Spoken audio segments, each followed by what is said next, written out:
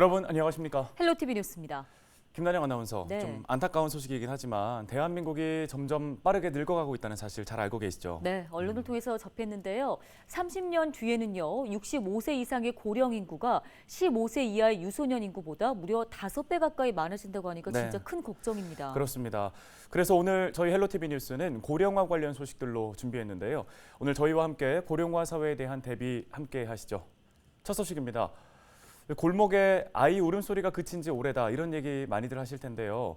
노인 인구가 전체의 절반을 차지하는 게 결코 먼 미래의 얘기가 아닙니다. 네, 그러니까 지금 유치원생들이 30대 접어들 때면 각자 이제 고령층 한 명씩을 부양을 해야 하는 시대를 맞게 될 것으로 예측이 된 건데요. 이대로 괜찮은 건지 오늘은 이 고령화 문제에 대해서 조금 더 깊이 있게 다뤄보겠습니다. 먼저 통계청이 발표한 장래 인구 추계 이윤종 기자가 취재했습니다. 오는 2050년이면 우리나라 전체 인구 10명 중 4명은 65세 이상 고령층이 될 것으로 예상됩니다. 특히 전남 지역의 2050년 고령 인구 비율은 전체 49.5%로 고령화율이 가장 높아질 전망입니다. 지난달 통계청이 발표한 장래 인구 특별 추계 자료를 보면 2020년 전체 인구의 15.7%이던 고령 인구는 2035년 30%를 넘어서고 2050년이면 40%까지 늘어날 전망입니다. 특히 전국 17개 시도 중 12개 시도에서 2020년 대비 고령 인구가 2배 이상 증가하고 대부분의 광역시도와 부산, 대구, 울산은 2050년 고령 인구 비중이 40%를 넘을 것으로 관측됐습니다. 전남과 경북, 강원은 고령화가 빠르게 진행되면서 30년 뒤 인구의 절반가량이 65세 이상이 될 것으로 예상됩니다. 15세에서 64세까지의 생산 연령 인구 100명이 부양해야 하는 고령 인구인 노년 부양비도 늘어납니다. 2020년 38명 수준이던 노년 부양비는 2050년엔 95명으로 늘어나고 일부 지역은 100명을 넘어설 것으로 조사됐습니다. 특히 노인 부양의 문제가 사회적 이슈로 제기되는 것은 가족의 기능이 점차로 축소될 것이므로 개인적인 생각은 노인 문제를 위한 부서를 국가 차원에서 만들고 이에 대한 대책을 수립해 지역사회가 가족과 국가의 교량적 역할을 85세 이상 초고령 인구도 2020년 1.5%에서 2050년 9.3%로 6배가량 증가할 전망입니다. 전체 인구를 나이 순으로 세웠을 때 한가운데 있는 사람의 나이를 뜻하는 중위 연령도 2020년 43.7세에서 2050년엔 57.9세로 14살 이상 높아질 것으로 예상됩니다. 헬로티비 뉴스 이윤종입니다. 네, 통계 자료 자세하게 살펴보고 왔습니다. 2050년쯤이면 우리나라 전체 인구 5명 중에 2명이 65세 이상의 고령층이 될 거라는 전망이었는데요. 어르신들이 바라는 고령 정책에는 어떤 것들이 있을지 더 궁금해집니다. 네, 그렇습니다. 자, 가장 필요한 부분은 무엇이고 또 아쉬운 점은 어떤 게 있는지 들어봤는데요. 이번 소식은 김신혜 기자가 준비했습니다. 어르신들은 가장 큰 바람으로 일할 기회가 좀 더 늘었으면 좋겠다고 말했습니다. 정부와 지자체가 노인 일자리를 늘리고 있지만 늘어나는 고령 인구에 비해 턱없이 부족하다는 겁니다. 홀로 일하고 있을게 그거이나 싹싹 댕서 벌면은 가용돈이라도 벌어 써야 건지 거의 안 나오게 그러면 못해요. 내년에도 하면 요즘은 이제 하면 좋지. 혹시 이제 TV가 있으면 스트레스고 뭐도 그런 게 너무 댕길 때 다 다니면 좋아. 돈도 벌고 운동도 하고 오면 다 사람들도 만나보고 아무 일이든 자기가 하고 싶으면 마음대로 할 수 있으면 좋겠어요.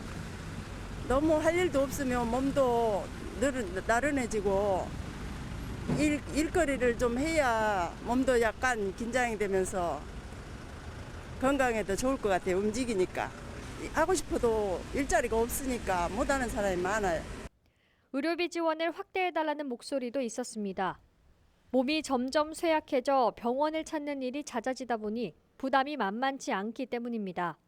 모르고 이제 기초연금 이런 거 하고 생활하고 있죠. 그리고 겨우 이제 뭐 몸이 안 아플 때는 생활이 다 되는데 몸이 아프고 뭐 어디 그 날아간지 모르고 금방 날아. 그 몇 번이 또 돈은 좋은 데 많이 들고 고생은 또 고생이 되고. 독거노인 등을 위한 촘촘한 복지 정책을 주문하기도 했습니다. 호자 있을 때 슬프고 몸이 아프야. 몸이 아프면 슬프고 걱정되고 혼자 있는 데는 이제 누가 있으면 좋지. 저태가 누가 있으면 좋겠다 싶을 때가 많네. 나 힘을 못 쓰니까 그것만 해줘 볼랬는데 못 하겠어. 이 청소해 준 사람이 있으면 좋겠다고. 이 몸이 맘대로 말 안 듣게 절대 못해 그런 걸.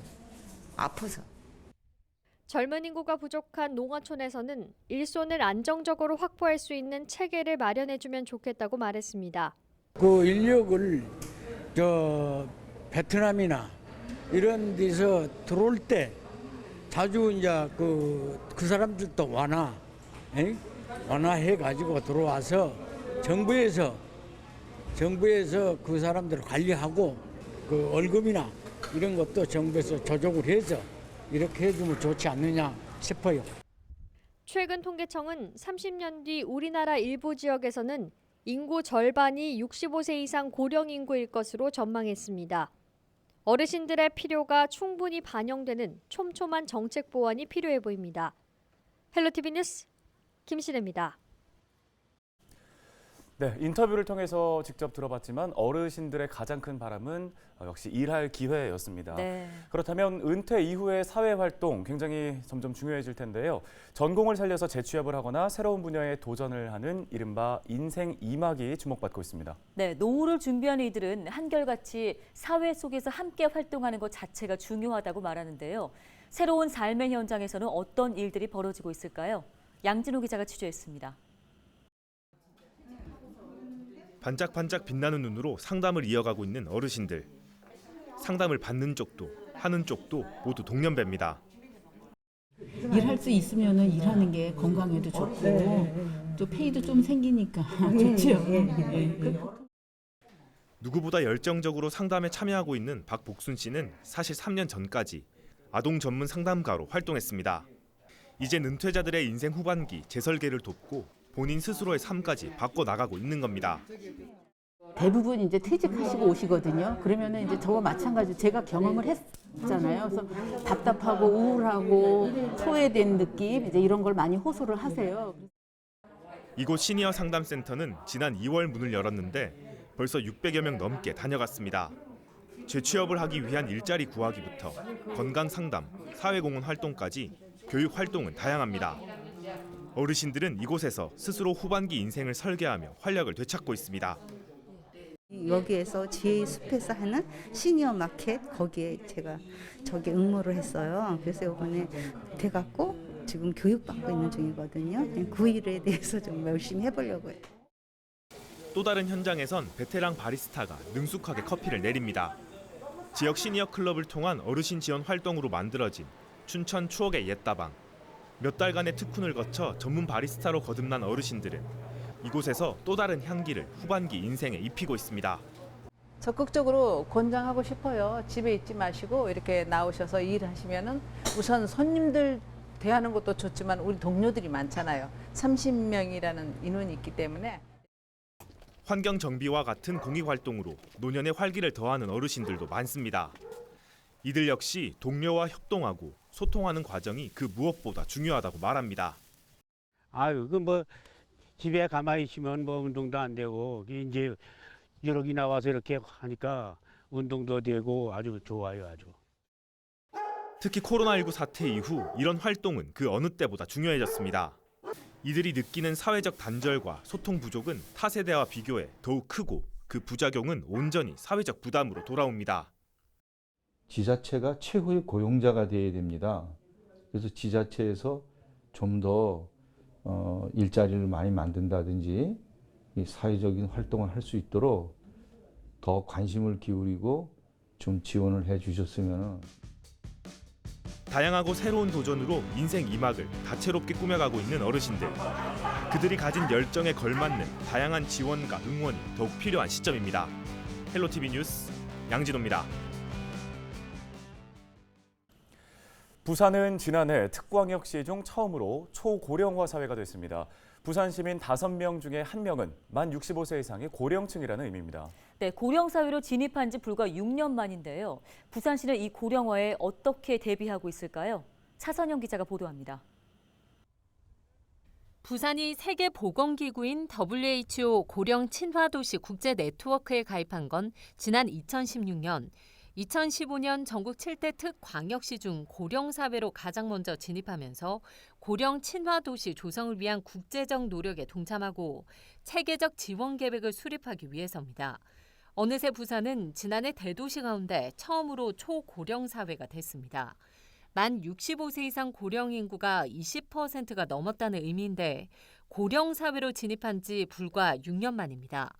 고령사회 진입 이후 초고령사회로 접어들기까지 부산시 노인정책의 가장 큰 변화는 정책 추진의 인식 전환입니다.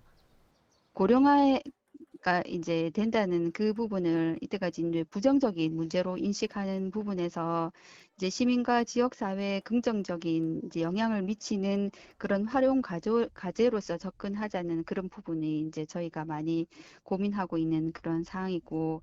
올해부터 부산시는 노후 준비를 위한 지원 체계를 하나로 모아 종합적 대응에 나섭니다. 흩어져 있는 관련 기관과 단체를 하나로 모아 통합적인 지원을 하겠다는 겁니다. 이를 위해 시는 지난달 전국에서 최초로 민간과 공공기관, 학계의 협력 구조인 부산시 광역노후준비협의체를 구성해 본격 운영에 들어갔습니다. 지역 맞춤형 정책을 펼치겠다는 건데 만 65세 이상 중노년층은 가장 필요한 정책은 일자리라고 입을 모았습니다. 휴지를 줬든지 길에 다니면서 일하는 것도 연령이 제한이 있어야 있기 때문에 그것도 참 불평불만 많아요. 실제로 따져보면 일을 하고 싶은데 일을 할 데가 없지. 그래가 그런 사람들이 많습니다. 우선 부산시는 고령 친화 도시를 만들기 위해 노후를 준비하는 과도기 세대인 5060 세대의 지원 정책에 집중할 것으로 보입니다. 2045년이 되면 6, 70세 부산 시민 중 허리에 해당하는 연령이 돼 현 시점이 신중년 지원 정책 추진의 골든타임이라는 판단 때문입니다. 초고령 사회에 대비한 종합적 지원 체계 구축과 함께 노후 준비 지원이 절실한 신중년을 위한 다양한 정책을 추진하겠다는 부산시. 특광역시 중 고령화 속도가 가장 빠른 부산의 노인 지원 정책이 시험대에 오른 모습입니다. 헬로티비 뉴스 차선영입니다.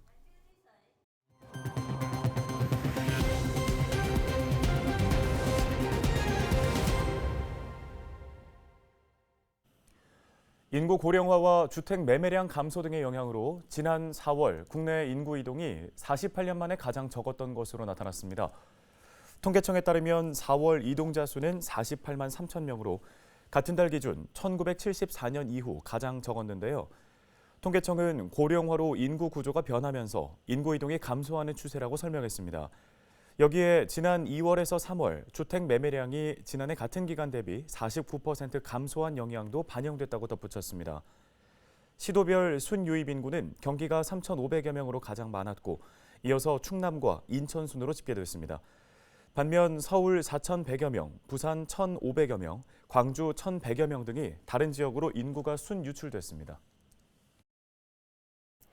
경북 경주시와 의성군, 전북 장수군 등 3곳에 고령자 맞춤형 임대주택이 들어섭니다.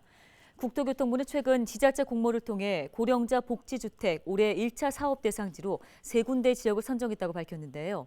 고령자 복지주택은 고령자들의 주거 안정을 위해 실내에 거동 장애물이 없는 무장애 설계가 적용된 임대주택과 사회복지시설을 함께 조성하는 사업입니다. 국토부는 1차 대상지 260가구에 이어 2027년까지 전국에 고령자 맞춤형 임대주택 1,000가구 이상을 공급하겠다고 밝혔습니다.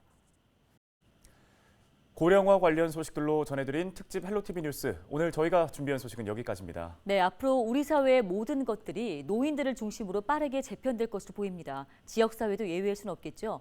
우리 모두의 준비가 필요해 보입니다. 헬로티비 뉴스 마치겠습니다. 시청해주신 여러분 고맙습니다.